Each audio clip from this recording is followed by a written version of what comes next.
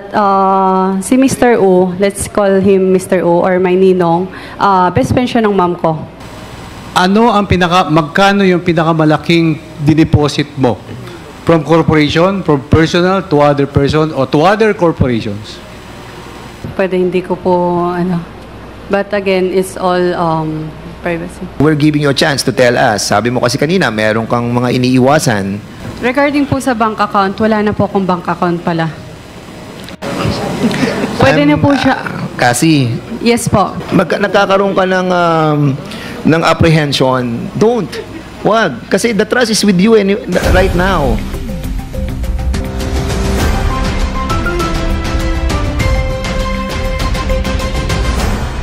Are you associated with the corporations Whirlwind and Lucky South 99? Yes po. Yes, associate po kayo. At naintindihan po ninyo na your position in these corporations, na kung saan naugnay po kayo, sa pagkakaalam po ninyo, ito ba ay na-organize for legitimate purposes? Yes po. So, Ms. Ong, kasama po sa inyong trabaho, nabanggit po ninyo dati na nagsimula po kayo as EA. Tama po ba? Ayun po yung alam po ng other people, but not, hindi po. Okay, so that's not where you started. Will you share with us po kung saan po kayo nagsimula? Pwede po ako mag-refuse for privacy reason po. Okay. You have assumed a position na marami po kayong hinahandle na applications. Tama po ba ito? Way back 2023 po.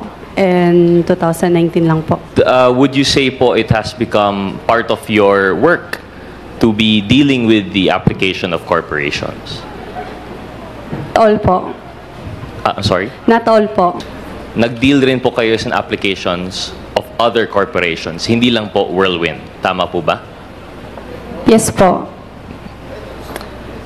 Would you care to share with us what other corporations po you have dealt with for yung mga applications na ito?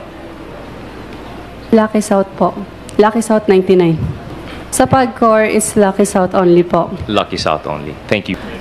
Na-involve po ba kayo sa incorporation ng ibang pang mga korporasyon? Kayo po ba ay naging stockholder or officer ng iba pa pong mga korporasyon sa pagkakaalam po ninyo?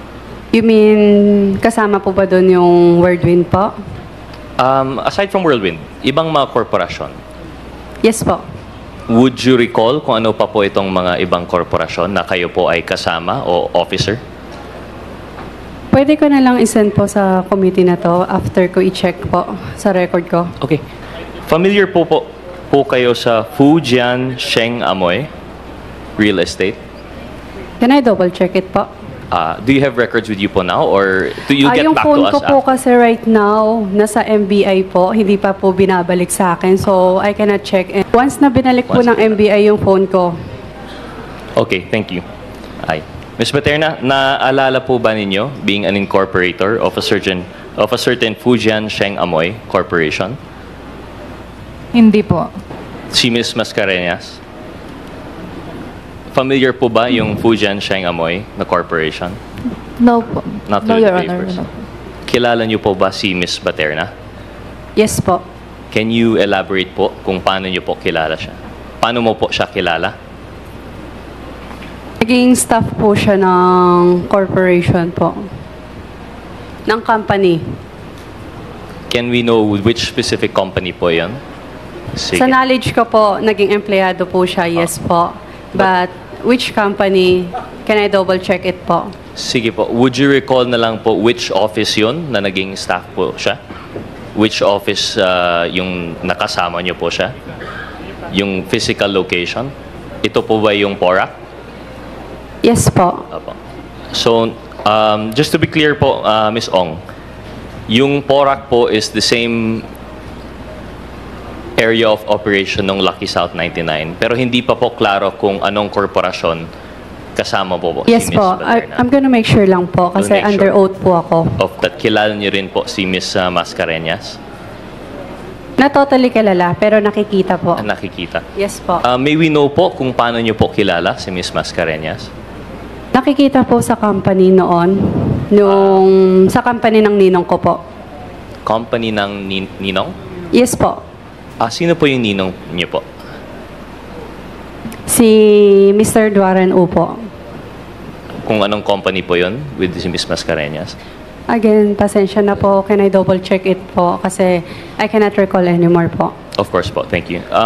Ms. Mascareñas, through the chair, most respectfully, may we ask you, Ms. Mascareñas, if she would recall which corporation she has dealt with Ms. Ong?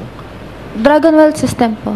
Dragon One System po. And this is the same corporation, a certain Mr. Duaren Wu Yes. was also involved. Yes po. Okay po. Thank you. Kilala niya po ba yung taong iyon, si Mr. Cunanan? Yes po. May you clarify po kung paano niyo po siya nakikilala? Nakilala ko siya through one of the staff of the company. One of the, I would assume we're not sure po kung alin na company po ito, no? Not yet. Lucky South. Through Lucky South. So isang staff po. Would you care to share with us po kung sinong staff po yun nagpakilala sa'yo kay Mr. Dennis Cunanan? Si Shelly po. Shelly. I forgot yung English name niya. So Chinese po ba? Chinese po siya. Yes. Okay. I'm not sure if Chinese or other nationality po. Opo. So Ms. Ong, through this Chinese person, si Ms. Shelly, nakilala niyo po si Mr. Dennis Cunanan. Can you confirm po if you have undergone any transactions with Mr. Cunanan? Siya po ay tumulong po ba sa inyo through any application in any agency whatsoever?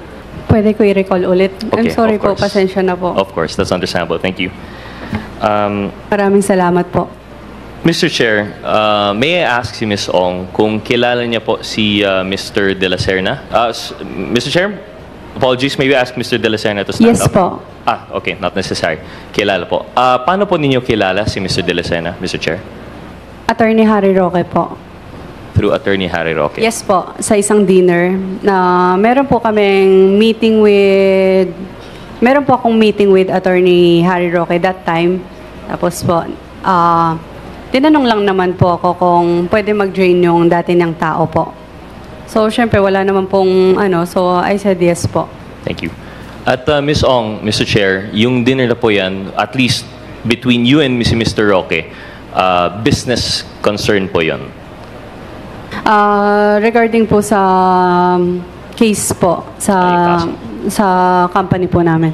Would it be correct to assume ito yung kaso po ng Whirlwind Yeah. sa ejectment? Tama po ba? Yes po. Okay, thank you. And just to be clear, wala pong kinalaman, according to you, si Mr. De La Serna. Invited guest lang po siya. Yes po. Thank you. Mr. Chair, so paano nyo po, you've already confirmed this actually, si Mr. Duanren Wu. Siya po ay inyong ninong from baptism, tama po ba? Sorry? From ninong nyo po sa binyag? Kumpisa. Wala pong binyag kasi sa Chinese. So, my mother is a Chinese po. So, wala siyang binyag sa Chinese. So, no record po at all. But, si Mr. U, let's call him Mr. U or my ninong, best friend siya ng mom ko. So, Ninong talaga ninong, po. so baptism. Yeah. Wala po sa Matagal mo na bang kakilala si Mr. Dennis Cunanan? Parang kakilala lang po. So, siya ba ay empleyado ng iyong kumpanya? Pwede. I think kinuha siya ni Shelly. Yan. Manager po. Manager. Yes so, po. kinuha ni Shelly si Mr. Cunanan. Kung hindi po nagkakamali, yes po. Pero hindi po ako sigurado. Okay. Opo. So, pero ikaw ba, nakakausap mo ba siya? Personal, nagkakausap ba kayo? Sobrang dalang lang po. Sobrang dalang. As in, super dalang lang po. So, wala bang nagkaroon ba ng pagkakataon na ikaw ay merong ibinigay na pera kay Mr. Cunanan? Pwede pong hindi ko muna sagutin. Okay, sige. For privacy, I'm sorry. Sige. Thank you po. Okay, thank you. Gusto ko po kasi sigurado po ako sa lahat ng sasagutin ko dito. Opo. Kahit konting familiarity, wala pong indication. Based on the fellow incorporators, given na kasama po yung ninong ninyo dyan, Hindi po. Possible familiar, pero again, hindi ko po sigurado ko, kaya ayoko po sumagot. Of course, understandable. Maraming salamat. Thank you, Ms. Chair. May we ask po, Ms. Baterna, familiar po ba yung document sa inyo? Hindi po talaga, Mr. Chair. Di po talaga. Hindi po. Pero nakita po na yung pangalan po ninyo ay naisama po dyan as incorporator. Opo. Tama. May we ask, Mr. Chair, is Ms. Ong, familiar po ba kayo kay Mr. Xiang Ji? Nakita po ninyo yung documents po, no? At nakita niyo po yung portion nung tungkol dun kay Mr. Xiang Che. Yes po. Familiar po ba si Mr. Je sa'yo? Empleyado po siya ng company. Empleyado po siya ng company. Wala po ba siyang position sa the company being Lucky South 99 po, no? Dati po siyang shareholder, pero noon po. Signature niyo po yung nakalagay po dito. Hindi ko po sure, pero again, gusto ko sana ma-check yung phone ko, yung lahat ng documents na na-sign ko or ano. Sa pagkakaalam po ninyo, ano po yung nationality ni Mr. Xiang Che? Singaporean. Singaporean. Kanyang panalita po ba ay Mandarin or Pag Singaporean po, nakakapagsalita po ng Chinese. sa mga panahon po na yon, ang pag-ugnayan po ninyo ay in Chinese or in English? Both. Sa pagkakaalam po ninyo, ano po yung nationality ni Mr. Wu? Pwede pong hindi po mag-ano kasi hindi po siya ano. Coordinate, pakipag-usap kay Mr. Wu, kay Ninong po nyo. Ito po ay in Filipino, English, Chinese? Chinese po. Chinese po. Yes po. Nakakasalita po ba si Mr. Wu ng Filipino? English. English. English and Pero Chinese. not fluent. Not fluent. And is it correct to say, it was mentioned earlier, na kayo po ay translator ni Mr. Wu actually? Naging translator Naging po way back. Nagpatulong po sa way back 2019 po. After my mom passed away. May we know po siguro, I'm sorry to hear that. May we know po siguro kung what business he would ask for your help in translating? Ano po ba usually? Very general lang po ba siya or may business related? Pwede hindi ko po ano. But again, it's all privacy. Okay. You mentioned po no, that you've known personally si Mr. Harry Roque. And this is through a professional relationship as abogado po ng Whirlwind. Tama po. Apo. Abogado po ng Whirlwind. Aware po ba si Ms. Ong with the fact that when the PORAC raid was conducted, there were documents that were found relating to Mr. Roque? Familiar po ba siya sa facts na yun? Nakita ko po siya sa news. Sa news lang po. Pero hindi ako familiar with all the documents na lumabas po. Can the good chairman clarify, is it only in Region 3 po na meron tayong POGO? Except in Cavite. But in other regions, wala na po. Metro Manila po ang nakararami sa ngayon. So, 42 po ngayon ang natitira. Cassandra, question ko sa ito. Yung checking account na yon, lahat ng mga cheque, pinirmahan niya, ibinigay niya sa iyo. And that was testified by Ronaldin Baterna. So, hawak mo lahat ng mga cheque, control mo na yung checking account. So, ang tanong ko sa iyo, millions of pesos entered that checking account. Kani-kanino mo inisyo ang mga checking ito? Remember, you told me through text, ayaw mo maipit doon sa mga nag-uumpugang mga malalaking mga bato. So, tell us, sino yung mga taong ito na binigyan mo ng cheque? Okay, pwede na po magsalita. Regarding naman po sa mga cheque is, I think kung hindi po nagkakamali sa mga rental po siya ng mga house po or condo. Yeah. Pero Rentals if na? million, I'm Oo. not sure po. Kasi, Cassandra, no, millions of pesos ang dumaan doon sa checking account. And aside from that, how many bank accounts do you have?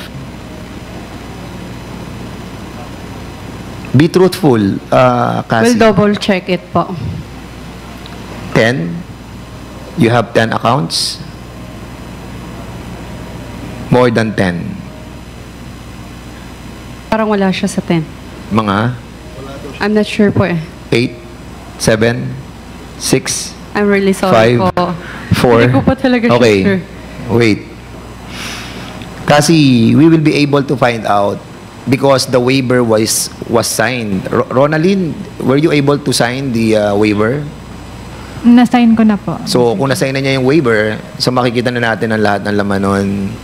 So, we're giving you a chance to tell us. Sabi mo kasi kanina, meron kang mga iniiwasan. Regarding po sa bank account, wala na po akong bank account pala. Pwede na po siya. Kasi, Yes po. baka mabago yung damdamin ko sa'yo, ah. Ang sinasabi ko, during that time, di ba, kahit sabihin mong wala ka ng bank account ngayon, before that you were a executive assistant of the Lucky South 99 since 2019, and then now that you are the beneficial owner of the Whirlwind Corporation with 58% ownership, where what we are asking is that you're going to sign a waiver, so we're giving you a chance to tell us. Sabi mo kasi kanina, meron kang mga iniiwasan, yung mga iniisyuhan mo mga Regarding po cheque sa bank account, sa wala mga na po akong personalities bank account pala.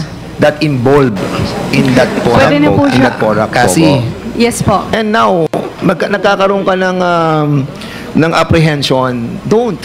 Wag. Kasi the trust is with you right now. So, ituloy mo lang. Ituloy mo lang. Please.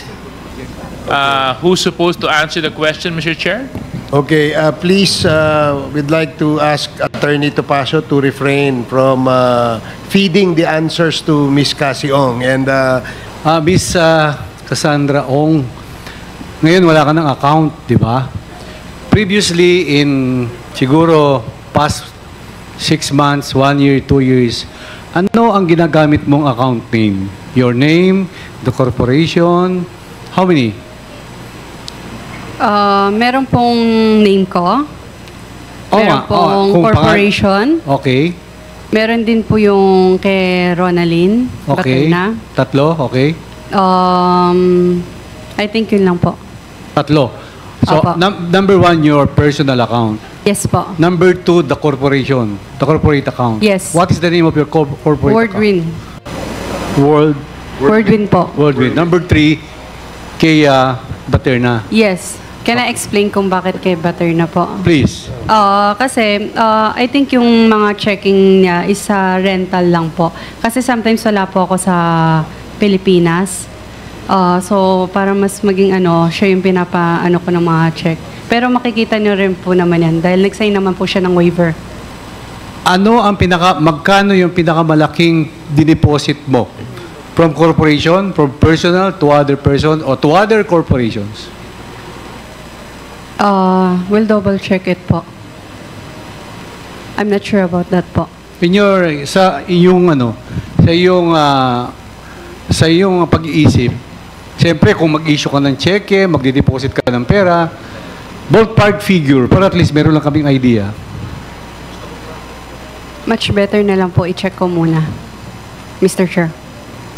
Ang hinihingi namin, waiver mo para makita ng AMLAC kung ano ang lahat ng bank transactions nung mga bangko mo. Yun ang hinihingi namin para malaman namin kung saan pumunta yung mga pera na pumasok sa bangko mo.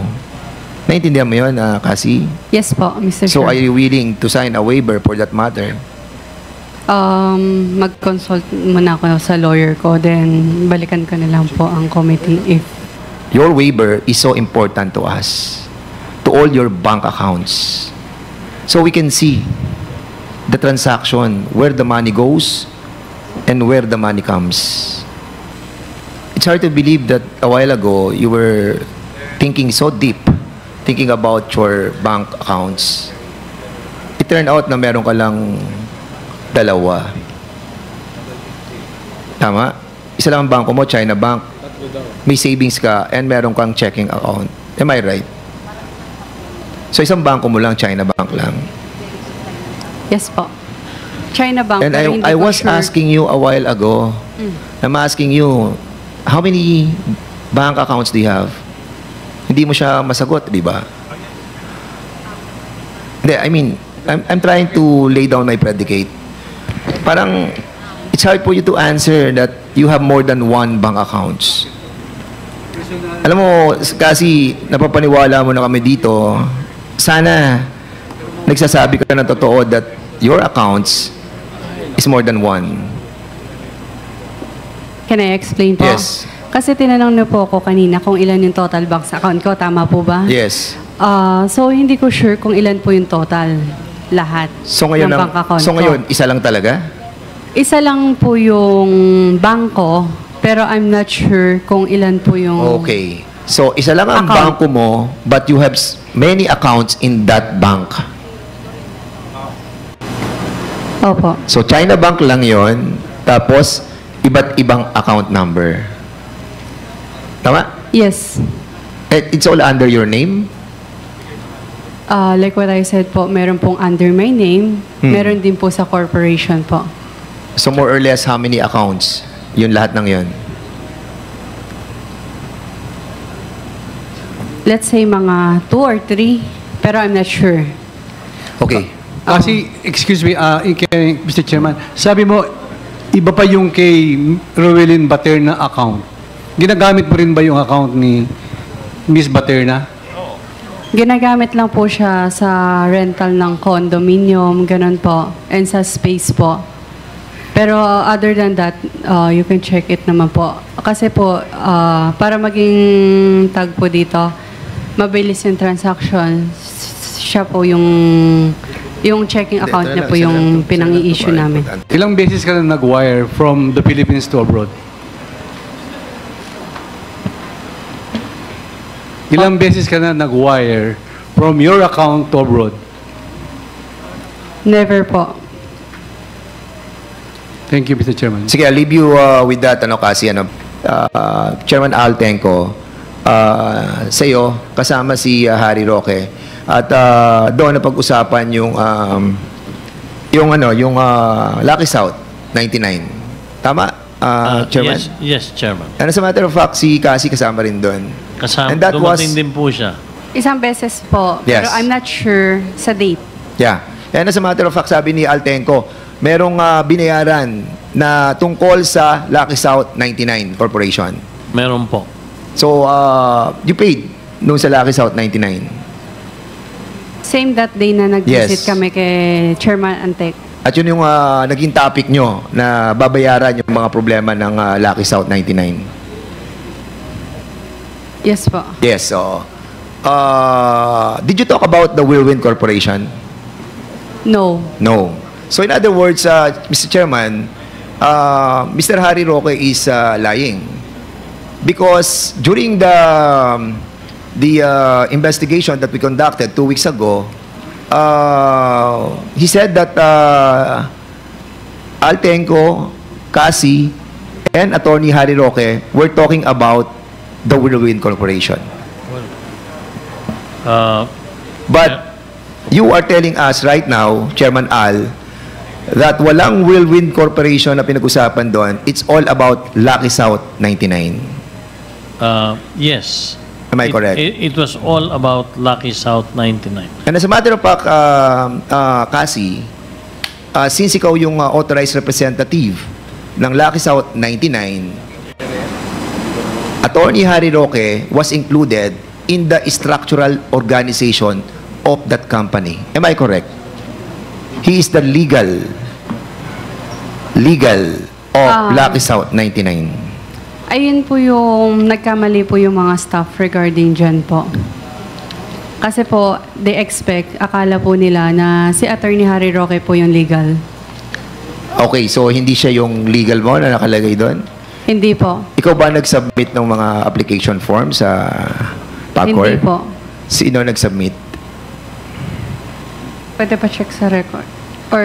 No, I mean, the application form was all given sa inyo. Siyempre, ako yung applicante at ako yung authorized representative. And in accordance sa kanilang application form, kung sino yung authorized representative, siya magdadala noon sa PAGCOR. That's the procedure, correct, Chairman Altenco? Ganun nga po. So, if you are the authorized representative, dadalin mo ngayon yung application form together with the organizational chart, including the name of Attorney Harry Roque, who is the legal of the Lucky South 99. So ngayon sinasabi mo na hindi siya kasama. Hindi po. Okay. So in other words, Hindi din po ako yung, sorry. ano na? Hindi din po ako yung nagpasa ng paper na yun sa... So somebody ang nagdala doon. Yes po, nagkaroon lang sila siguro ng mistake for that po. Masyado na tayong late. Thank you. With that, Mr. Chairman, thank you so much. Maraming po salamat. Thank Mr. you, Chair. Congressman Fernandez. I only have two queries, Mr. Chair, kasi chair pa ako ng committee hearing bukas. Madam Kasiong, bago po ang hearing na ito, nag-usap na po ba kayo ni Honorable Fernandez? Doon una na ikaw ay na-cite in contempt. That is why you are here today.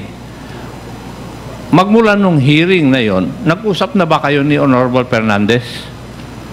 Kasi marami siyang alam na hindi ko alam eh. Kasi pagpasok ko dito kanina nung ikaw, ay kung magtingin na kayo ni Honorable Fernandez, may ibig sabihin eh. Oo, lingon ka ng lingon sa kanya. Akala ko nga siyang abogado mo kanina iya, hindi si Attorney Topacio eh. Wala. Nag-textan kayo o nag-usap kayo cellphone? Yes or no? O bakit ka nakatingin kay Honorable Fernandez? O nangungumpisal na siya? Once lang po. Ang text o pag-uusap? Tell the truth. Text and usap po, once lang po. So, once na text, once na usap. Yes. Opo. Now, Madam Kasiong, kanina nung si Honorable Luistro ang nagtatanong po sa inyo, para bang ayaw niyong sumagot. Tinanong pa kita, what was your answer? Ang sagot mo sa akin, I refuse to testify. Bakit noong si Honorable Gutierrez at saka si Honorable Fernandez ang nagtanong, relax kang sumagot. Kaya tuloy ako, hindi nagtanong kanina. Pero napansin ko, nung yung mga gwapong lalaki ang nagtatanong, sumagot po kayo. At relax na. May I know the reason why? Nung una, I really want to refuse to answer po. And then, kinausap po ako ng abogado ko na magsalita ng committee na to. That's why nagsalita po ako. Tumiming lang po talaga kay Madam Chair. Thank you. Thank you, Mr. Chairman. Yun lang po ang naobserbahan ko kasi marami pong salamat. Mr. Chair, if I may, after this, of course, the Sergeant at Arms will bring her to Mandaluyong. But since she cooperated, rightly with all of us, I think we have to. I think it is incumbent upon us to withdraw. In consideration of the cooperation made by Ms. Cassandra Ong, can we also include Ms. Ronaldine Baterna, considering that she's been cooperative to this Quadcom, and she's been there for almost 3 weeks already, and I think letting her go will not jeopardize this investigation anymore. So I think, Mr. Chairman, let's include the Sir Speaker that the contempt that we cited be lifted. The apprehension that I have, not only is her safety, their safety, but the assurance of this Quad committee that they will be available once we hold another committee hearing. They are two vital, important resource persons and witnesses. So, importante po yung kanilang cooperation at saka yung presence nila. Pag wala ho silang dalawa dito, wala ho tayong mapapala dito sa Quadcom. Maybe it's best for us to ask Madam Baterna where she would want to go, here or you want to go out. Ronaldine, naintindihan mo ba ang tanong ni Congressman Acop? Yes po, Mr. Chair. At ano ang iyong sagot? Go out? May I go out? Okay. What is the manifestation of Congresswoman Luistro? But we have to be assured, Mr. Chair, that she'll be available in the next committee hearing. Yes po. So, let's have a motion for Ronaldin Baterna. Yeah, Congressman Adjong. Mr. Chair, on the basis of Ms. Ronaldin Baterna being cooperative, she already signed the bank waiver, everything that we asked her, she responded very well. I move that we lift, Mr. Chair, the contempt order placed against Ms. Baterna and allowed her to go home to her family. So moved, Second, Mr. Chair. Any objection? Hearing none, the said motion is now approved. Okay, so there's a motion to withdraw the order of contempt to Ms. Cassandra Leong, and this was duly seconded. And is there any objection? So there are two motions. One is to withdraw the contempt order, and the other one is also to rescind what's that? The penalty? Detention? Yeah. Okay. All right. The motion to cite her for contempt states. May I clarify first if Ms. Cassandra Ong conformed to the execution of waiver of all her bank transactions, including that of Lucky South and the other corporations to which she has connection. Do you conform with that request of a waiver for all your bank records? Pwede ko po munang tanungin ng counsel ko. I believe, Mr. Chair, this will be our parameter if the good lady will really be cooperating with the Quadcom already. Although I wish to manifest my appreciation for the recent cooperation, notwithstanding that I share with the sentiment of Congressman Ako. Cassie, what's your decision? Are you going to sign that waiver? Yes po. All right. Okay, thank you. So, Thank you, Cassie. Mubant. I move to rescind the second contempt order against Ms. Ong, and also to move that to rescind also the earlier contempt that she be detained at the Women's Correction Facility, Mr. Chair. That's the second contempt order, Mr. Chair. So Yeah, we understand. Okay, so there's a motion that was moved by Congressman Adjong. Second, Is there any second motion? Duly seconded by Congressman Rog. So, any objection? Hearing none, the said motion is now approved.